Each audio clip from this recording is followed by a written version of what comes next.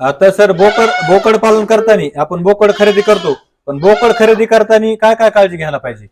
बोकड खरेदी करताना आपण पाहून घ्यायचं अवघे ते पाय वगैरे बघायचे त्यांचे लंगडतय का, काय होतंय का, किंवा पायात दर पकडतोय का, किंवा तोंडाला बघायचं त्यांच्या मवा वगैरे आलाय का, फेस येतोय का, लाळ गाळतोय का, हे बघून त्यांच्या डोळ्या वेळेला बघायचं काय मारबीर लागलेला आहे का, हे सगळं बघून चेक करून बोकडावरती चमक आहे का हे पहिलं बघून खरेदी करायचं.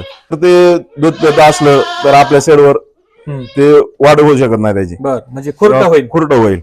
जर खाद्य खाणारं पाहिजे किंवा यांना गवत टाका, काय टाका, असं खाणार गवत म्हणजे पेत आणायचं नाही, समजा खात आणायचं जरा. जर कोणाला जर करायचं असेल तर आपल्या शेड मार्फत त्यांना काय काय भेटेल?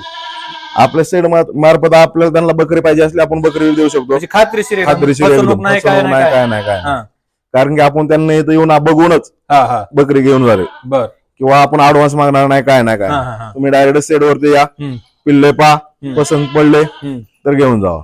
तर मित्रांनो, तुम्हाला जर सक्सेसफुल बोकड पालन करायचं असेल तर या सरांचा कॉन्टॅक्ट नंबर आपण दिलेला आहे स्क्रीनवर, किंवा याबद्दल जर संपूर्ण माहिती आपल्याला हवी असेल तर खाली दिलेली जी लिंक आहे त्या लिंकवर क्लिक करून आपण या बोकड पालनामधील संपूर्ण माहिती बघू शकता.